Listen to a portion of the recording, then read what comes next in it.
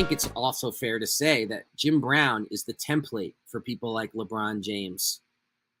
Jim Brown was the first modern superstar athlete, black, white, what have you.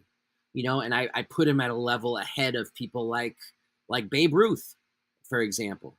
Some people would say Babe Ruth's the first modern superstar because, he was in movie reels and he was famous and he made money. That's not what a modern athlete is.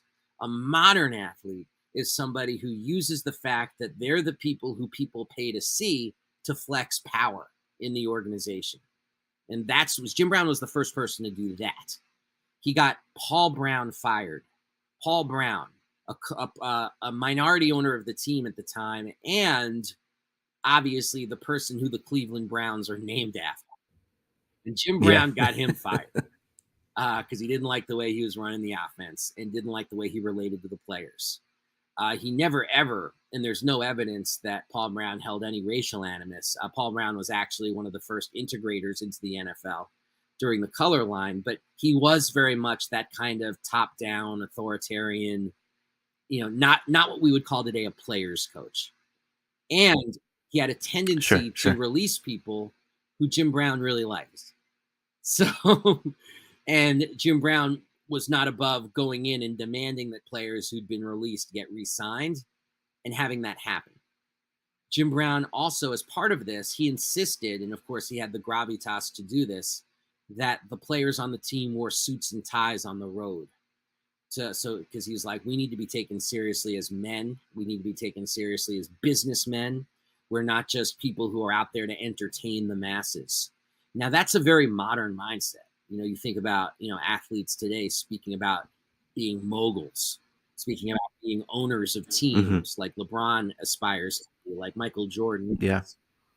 And each player kind of being their own brand, right? Yeah, that's actually a very interesting idea because Jim Brown was like amidst the Black freedom struggle in the pre-branding period of our culture. So it's that sliver of a moment before the system realized that, like, wait a minute, we can really monetize some of these Black athletes. Like, you don't get that till I think the 1970s, post Ali, post Black athletes revolt. And that's one more point that I think we have to say is that Jim Brown, it wasn't just that he expressed pride and Black pride as a player and gave Black athletes of the next generation a sense of that pride and power. Jim Brown also started the Black economic unions, which were an effort to connect athletes in cities to small businesses to build this base of economic power. Now, that didn't last very long, but it was very influential. And I would make the case that you don't have the revolt of the Black athlete in the late 1960s and early 70s without Jim Brown. And without the revolt of the Black athlete, you don't get Curt Flood. And without Curt Flood, you don't get free agency. And without free agency, you don't get many, many millionaire athletes. And the whole, I guess you would call it the whole top of the bottle of all this wealth that was being hoarded by ownership, opening up, unscrewing the top of that bottle. I mean, Ali deserves mad credit for it. Tommy Smith and John Carlos deserve mad credit for it. But they get the credit for it. Jim Brown rarely does. And that's actually something we can talk about is because of Jim Brown's personal failings. I would argue it's obscured, I think, some of the incredibly influential parts of our society that he was involved in and that he tried to change, whether it was the NFL, whether it was economics, whether it was Hollywood, whether it was gangs. Like, he used his will and his intellect to try to change these arenas to make them more equitable for Black people, but not nearly the lionization because of these personal failings. Like, to me, one of the most poignant moments that really, and maybe poignant's not the right word, but one of the most clear moments of this was seeing his dear friend Bill Russell front row for President Obama's 2012 inauguration, and noticing that Jim Brown wasn't there.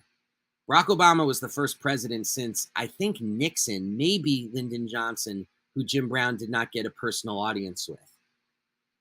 That's Obama we're talking about. And that's how Wow. generally Yeah. toxic. A lot of people in power started to see Jim Brown. Not everybody, of course. Donald Trump courted Jim Brown, but Mhm. but Yeah. that in and of itself says something too.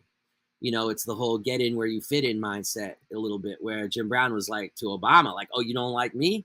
Like bleep me? Well, bleep you. I'm gonna go hang out with Donald Trump." But also Trump promised money for some of Jim Brown's not, I shouldn't say anti-gang, but gang interventionist programs. I don't think that money was ever given, at least not to my knowledge. I feel like I would have heard if it was, but it's Yeah, yeah, I we're wouldn't talking be about Donald surprised. Trump here. My goodness. Right now he's somewhere trying to sell somebody a watch as we're having this conversation. So that has to be part of the Jim Brown conversation as well, is that he accomplished a great deal that we simply don't talk about. And that to me is a shame. Yeah. I've said this on a lot of shows, is like, but I think I'm going to repeat it here on 4040, because it's so important that we do not dismiss the life of Jim Brown, but it's also so important that we do not genuflect towards the life of Jim Brown. We have to understand the life of Jim Brown, because there's Mhm. so many lessons by which we can learn. Yeah, absolutely. And I think, the one of the things that you discussed was how, he realized, I think he was perhaps one of the first to realize that, people are coming to games to see me. Fans are coming to see me. My face is marketable. They're cheering for the name on the back of the jersey just as much as they are for the front of the jersey. And because of that, I have power to, make decisions and move the needle in different ways.